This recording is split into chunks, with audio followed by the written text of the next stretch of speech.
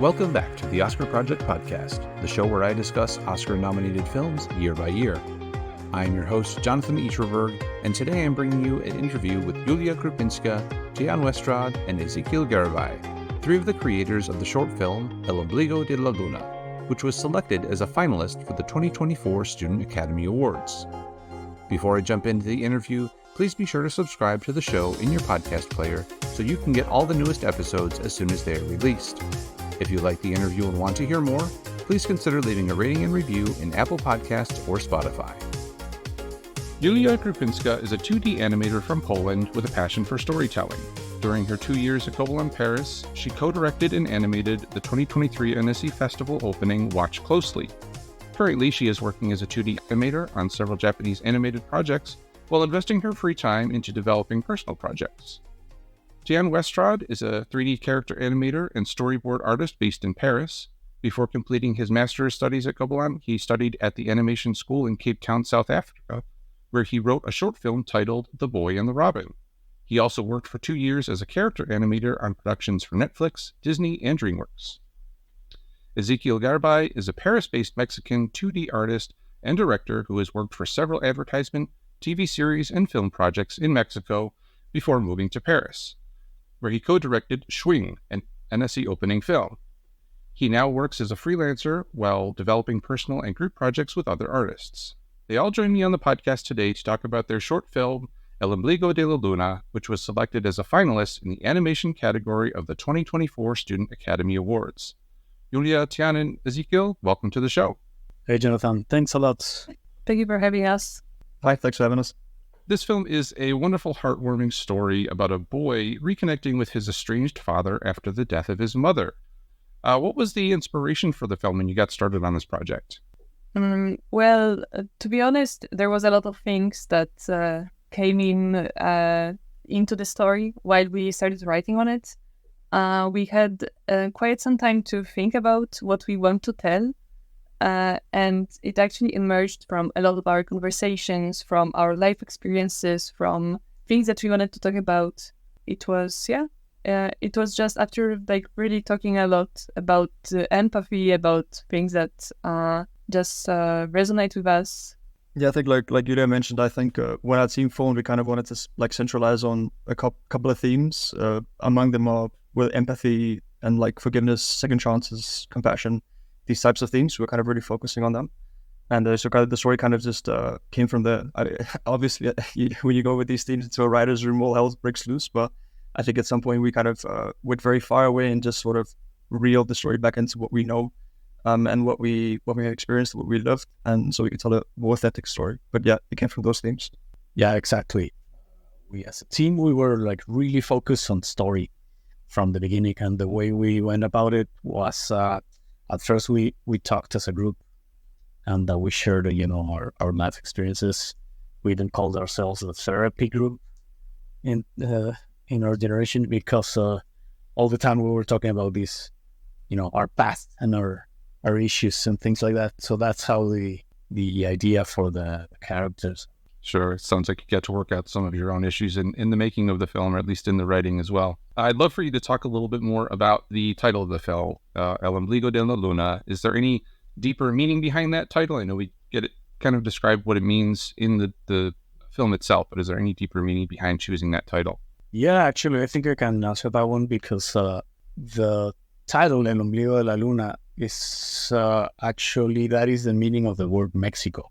So that is one of the reasons we used this title, because it's set in Mexico, and also the moon is a very strong symbol in Mexican folklore, and it's also a feminine symbol in many places of the world, including Mexico. So that's why we chose the title. And the moon itself was kind of something that accompanied us as a team throughout different stories.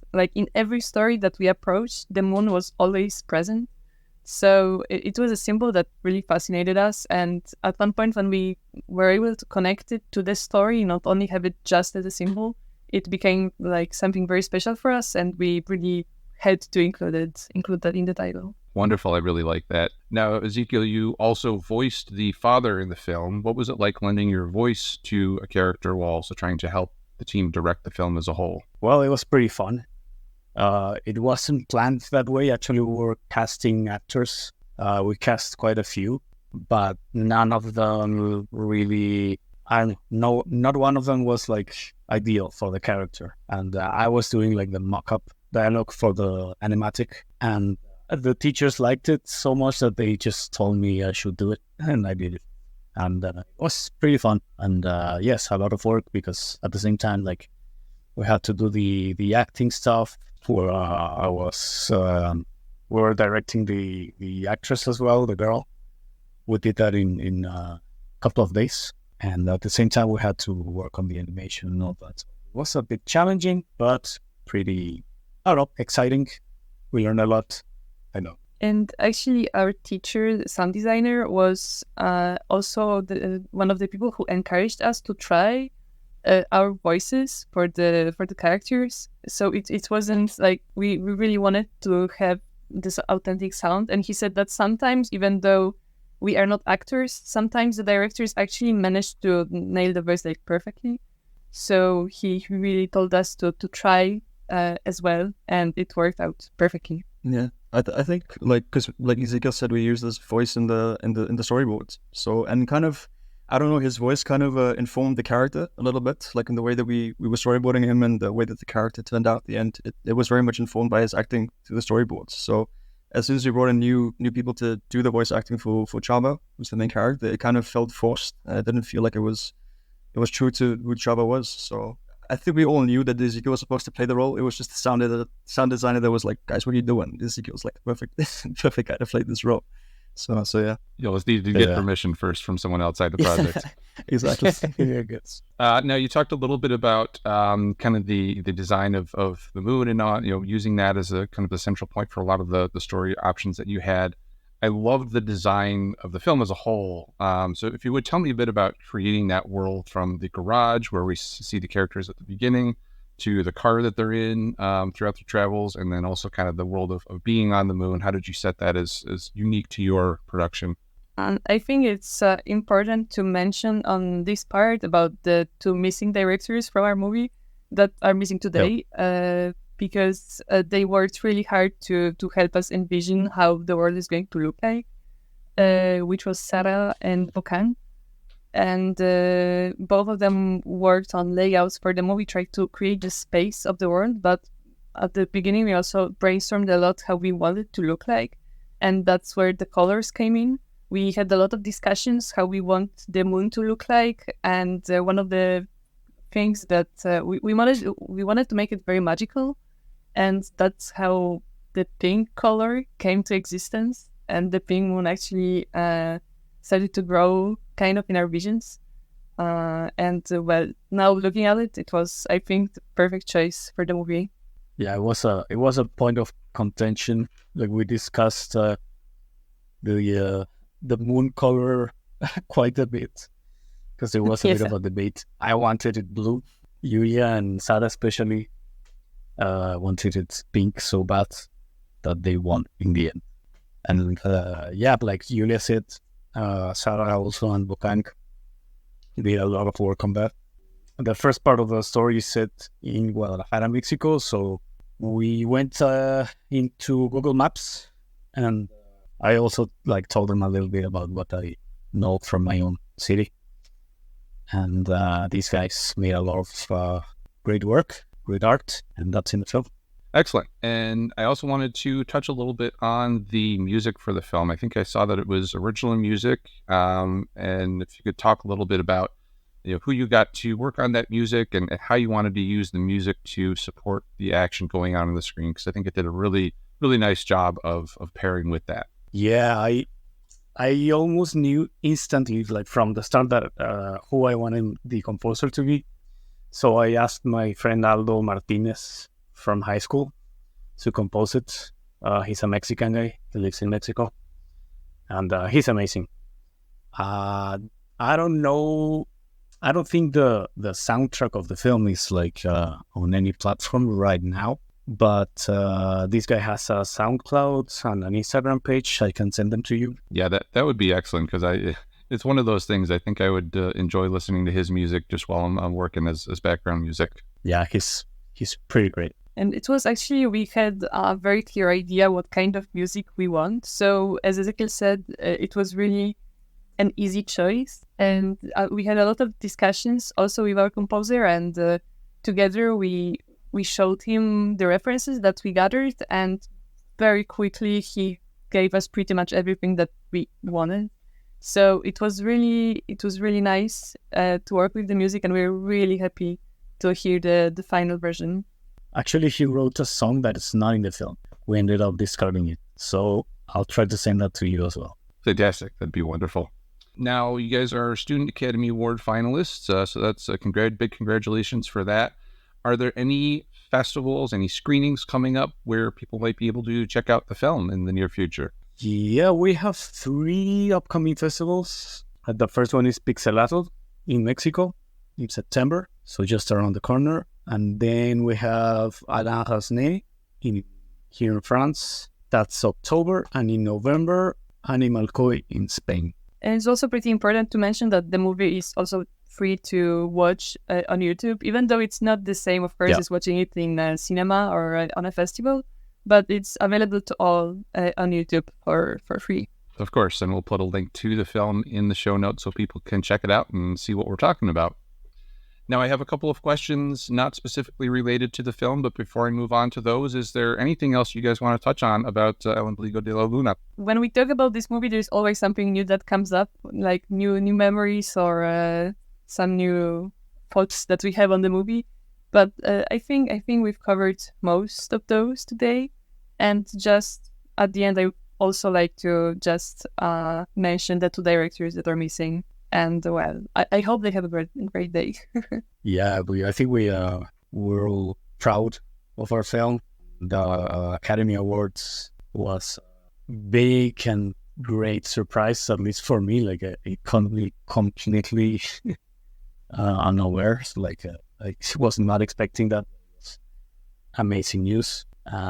Yeah, I'm pretty happy. I hope people watch it. Actually, the day when we got the information about the movie, I think for me it was the middle of the night. And I saw a screenshot posted on our Discord group. And I thought, why is someone posting a screenshot of some movies from the Academy Awards? Like, why is someone posting that? And only then I saw there's the name of our movie there. And I was like, what? And your name next to it. Yeah. I was so surprised. It was like really, I needed a second, even after seeing the name, I really needed a second to process. So it was amazing. Sure, I'm sure. Well, this might be the hardest question I ask, but if you had to pick your top 3 films of all time, what would they be? It's like the forbidden question. For me, it's easy. It's the trilogy of The Lord of the Rings by Peter Jackson. All 3 of them. Perfect. That is one of the most recommended on my show, I think, is one or all of those 3.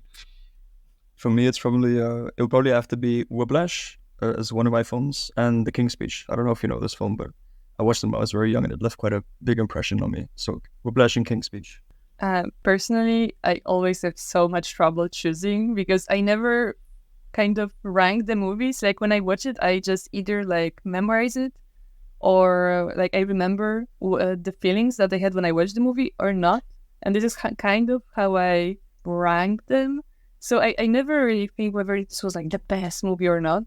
Though I do have to agree that the Lord of the Rings, I do come back to it the most. and Whiplash actually as well. It's really nice. Right. I can see why you guys all work together so well. You like the same kinds of movies. Now, if you could invite any 3 movie characters to your next dinner party, who would they be and why? Again, same thing. If you each want to do 1 or 2, that'd be great. I would invite Morpheus from The Matrix and the Joker. Okay, that'd be interesting to get started. But I'd invite 3 characters from roles that Jason Statham has played, and I'd invite them all to a dinner table, and I'd wait for a fight to break out. Just make sure you've got a good cleanup crew afterward. And I know this is going to be a pretty cheesy answer, but the only characters I could think of are the characters from our movie, because I just really like to meet them. I like that answer. That's fantastic. I don't think anyone has ever invited their own characters for. It just, when you spend so much time, creating, like giving kind of like emotions to a character, it's very, I don't know, to be very personal to actually be able to talk to them, So it was the first thing I thought about. No, that's great. I like that. That would be great, actually. Like little Nacho, I can totally imagine him being a picky eater. Chava being like, so little patience. So it would be funny for sure. And it would be a little awkward at the beginning between them, and then they would like warm up to each other later. It would be adorable. I like that. That's really great, guys.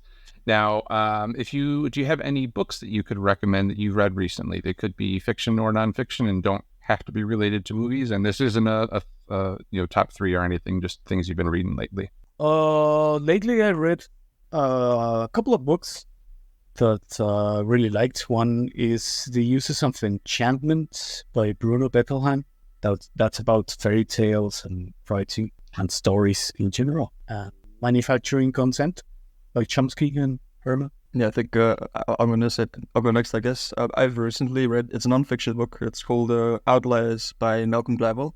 And it's like it has to do with people going from rags to riches and kind of analyzing this idea of I don't know if it's the idea of the American dream, but just the idea of someone coming from nothing and becoming very successful, and just analyzing it and seeing what were the factors that were playing at their advantage, And so that's a book that I recently read. And apart from that, I'm just reading a bunch of, it's going to sound very weird, but I'm reading a bunch of French children's books at the moment because I'm trying to learn the language, and it's very easy to read these books. So that's what I've been doing, but I wouldn't recommend them.